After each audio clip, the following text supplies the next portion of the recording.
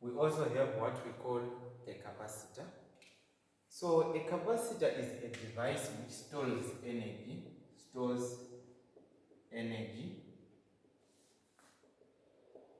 in the form of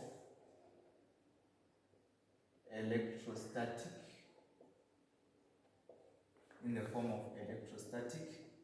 field. Okay, so it stores energy in the form of electrostatic field. If you check, an inductor stores energy in the form of electromagnetic field. So this is the difference between a capacitor and an inductor. Okay, SI unit for capacitance is Farad.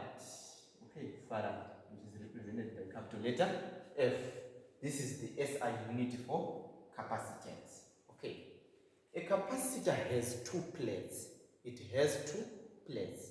One of the two plates stores a positive charge and the other plate stores a negative charge. So this is the circuit, this is the circuit symbol. This is the circuit symbol of a what? Of a capacitor. This is the first plate and this is the second plate. One of the two plates stores a positive. So if you connect this to the positive, it will store a positive charge. And if you connect this plate to the negative terminal of the battery, it will store a negative charge. Okay, the two plates are separated by a dielectric field. It's a dielectric constant. Okay, the dielectric constant, this field is made up of different materials. It can be made up of what? Paper. In some of the capacitors, this dielectric insulator is nothing but a paper. Okay. The potential difference across the what? The plates is directly proportional to the charge stored by the what? By the capacitor. So for capacitance, the potential difference across the plates is directly proportional to the charge stored. Okay, so what am I saying? V is directly proportional to Q. Yes, V is directly proportional to what? To Q. In other words, I am saying Q is directly proportional to what? To V. If you remove this symbol, you have Q is equal to CV. C is the capacitance.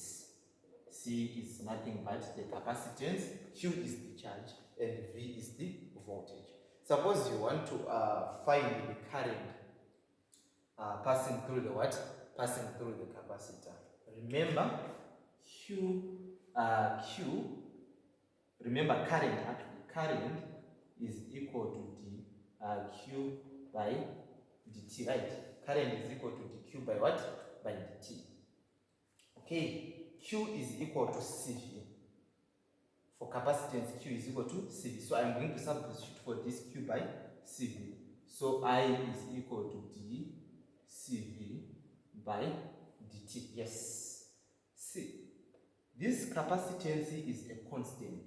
So I is equal to C dV by dt. So you can calculate current passing through the capacitor using this formula.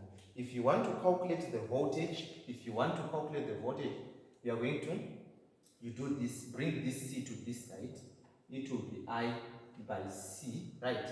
Then dt here is equal to dV. You integrate like this, okay? So V, if you integrate 1 with respect to V, you will get V. So V is equal to 1 by C, the integral of 1 dt. So this is the formula that you can use if you want to calculate the potential difference across the capacitor. All right. Thank you. I will see you in the next class.